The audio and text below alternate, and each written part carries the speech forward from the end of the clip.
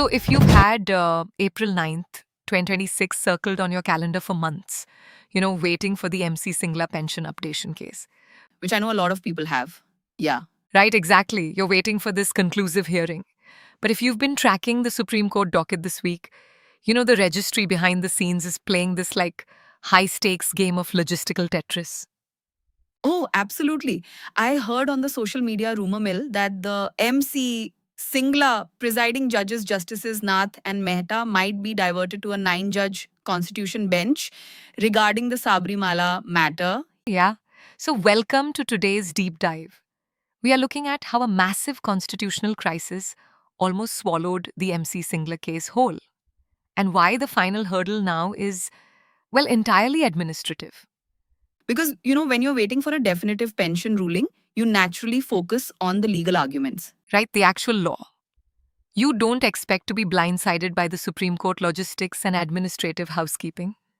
Exactly. But right now, the fate of the MC single case isn't about the law at all. I mean, it's really just about bench strength and scheduling math and mechanics. Okay, so let's start with that massive scare we had over the Sabarimala matter. Because Justices Vikram Nath and Sandeep Mehta, they're the two specific judges who have already partially heard the MC Singla arguments, right? Yes, they are. And then suddenly, the court announces this colossal 9-judge constitution bench for Sabarimala, running from April 7th through the 22nd. Which is a huge deal. Yeah, I mean, given the sheer manpower that requires, my immediate thought was, okay, let's unpack this.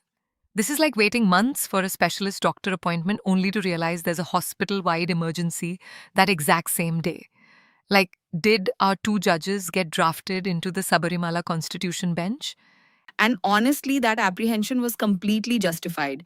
The Supreme Court operates with a finite number of justices. It doesn't have a bottomless pool of judges, so fielding a constitution bench is a big deal that could derail any cause listed case, part heard, or fresh matter. So, when the Chief Justice convenes a 9-judge bench to tackle massive constitutional questions, it routinely just cannibalizes regular 2-judge benches. Yes, it's standard Supreme Court procedure. Yeah, it reveals a major systemic tension in the court. I mean, cases that have been waiting decades for civil relief often suffer collateral damage just because constitutional interpretation takes absolute systemic and procedural precedence. Right, so if you're following the docket, you're probably holding your breath. But we checked the weekly list for the 8th and 9th. And what's fascinating here is that disaster was averted. Dodged a huge bullet, yeah. Yeah, both Honorable Justices Nath and Mehta are safely assigned to court number 2. They didn't get pulled into the Sabarimala super bench. Which is great news. It is. But so the crisis was averted. But then I looked closer at the actual daily docket for court number 2. And just because they dodged the Sabarimala bullet doesn't mean they're in the clear. No, not at all. A new administrative hurdle instantly replaced the old one. It's almost as if we're not out of the woods yet and just entering it. Exactly, because court number 2 is suddenly listing a 3-judge bench instead of a required 2-judge bench. And here's where it gets really interesting, because logically, if I see 3 judges, I think, great, we get more judicial firepower, right? You'd think so, yeah? So walk me through the mechanics here. Why does adding a judge actually break a part heard hearing? Well, if we connect this to the bigger picture, it really comes down to the strict rule of judicial continuity. Okay. Because MC Singla is a part heard case. The specific bench that started hearing the final arguments must be the exact bench to finish it. Okay, I get it. You cannot simply drop a third judge into the middle of that highly technical context. Definitely not. Too much water has already passed under the bridge since MC Singla landed before Honorable Justices Nath and Mehta. Oh, I see. Because they haven't been there for the rest of it. Right? That new judge hasn't reviewed the prior submissions or, followed the specific procedural breadcrumbs they established in earlier hearings. That makes sense. So, if that 3-judge configuration sits on the 9th, they will only hear matters expressly listed for 3 judges. A 2-judge part heard matter becomes effectively entirely invisible to them procedurally. Wait, really? Invisible? Which brings us to the most frustrating part of the docket. Because they can't see a 2-judge case, the single matter is currently buried at serial number 249. Yep, way down there. But how does a priority pension case end up at 249 in the first place?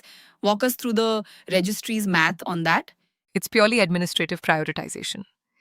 When a bench configuration shifts at the 11th hour like this, the registry has to reshuffle everything. The system goes into logical shock and then just re-scramble everything on the roster. Exactly. Fresh admissions, urgent mentions, and supplementary lists automatically take priority for that new bench. So part heard civil cases like MC Single just get bumped to the bottom of the pile behind all those fresh matters as old matter. Yeah, Serial 249 is essentially the registry's holding pattern for cases that don't fit the immediate daily profile.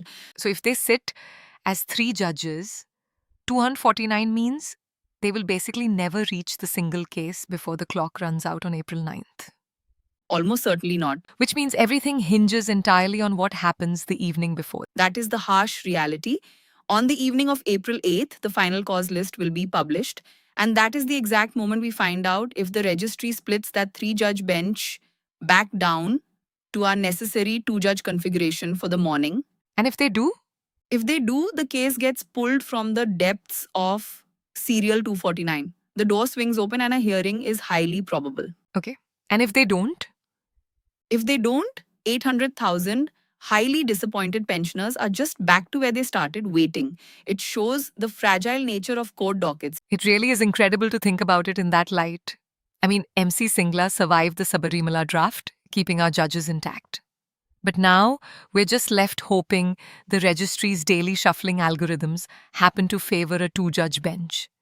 It really exposes how the invisible mechanics of the court, like the daily shuffling of dockets and bench combinations, dictate justice just as much as the actual jurisprudence does. Yeah, which leaves you watching with a pretty sobering final thought. When you picture justice, you usually envision these sweeping legal precedents and, airtight arguments. Like the grand homes of history like Mandalay, iconic, significant, and dramatic. Exactly. But how often do life-altering financial decisions, like whether thousands of people finally see their pension updates, ultimately depend on the sheer random luck of daily administrative scheduling? And there we must leave it for now. Remember, the date to watch is April 8th when the final cause list is issued. Until then, we won't know for sure if MC Singla will literally get its day in court. Until then, keep your fingers crossed.